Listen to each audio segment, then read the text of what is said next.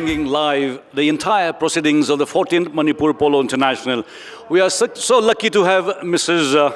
Miranda Amor for the third time in Manipur. Madam, what brings you back to Manipur for the third time? Well, really, because my son's playing polo.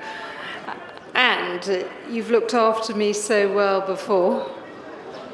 In fact, the team captain, George Amor, is the son of Mrs. Miranda. And I suppose, and in the last couple of years, have you seen any change, or what is the basic thing that brings you back again to Manipur? I think the hospitality, the weather, the polo, the city. It's really good to be back. Yeah, I think, Tina, you're here for the first time in Manipur. I was so happy to receive you at the airport. What was the first thing that you had in your mind when you decided to visit Manipur? What was the first thing that you had in your mind when you booked your ticket for Imphal? I had never heard of Imphal. I looked on the map. I was surprised to see where it was, that it was quite remote.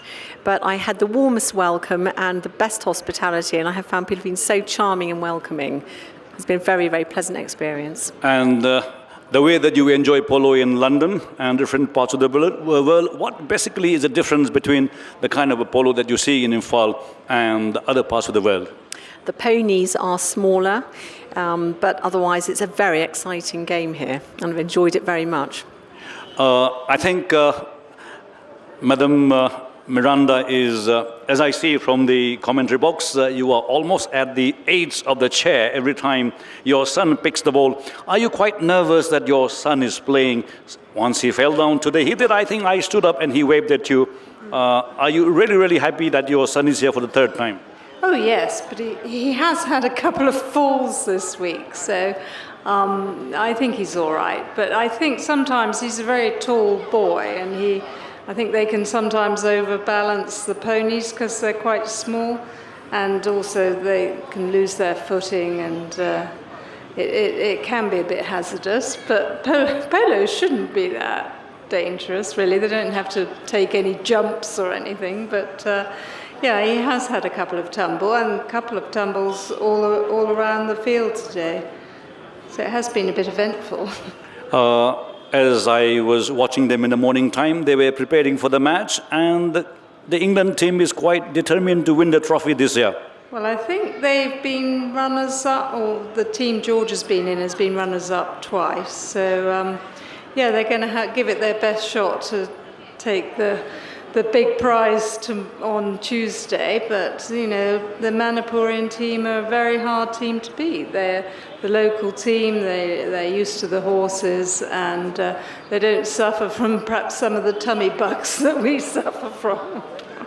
Well, Tina, I think as we have been discussing over the table many times, what kind of a memory that you will be taking home? Will you be coming back again? I'll certainly be coming back again. I've been very struck by your beautiful country, your hills, your natural beauty. The climate is absolutely superb, warm sunny days, blue skies, and the hospitality has really struck me. And I was told that the other day you had visited our Kangla fort. Yes. What exactly did you see, and what did you feel when once the British Empire was here, and what were the things that you discovered in the fort? The very deep sense of history there was very interesting. I was also struck by the tranquility of the place. It was an oasis in the city, and was very pleased to see that local people can use it, as it's a very beautiful amenity space. Thank you, Mrs. Miranda Amor and Tina McKinney.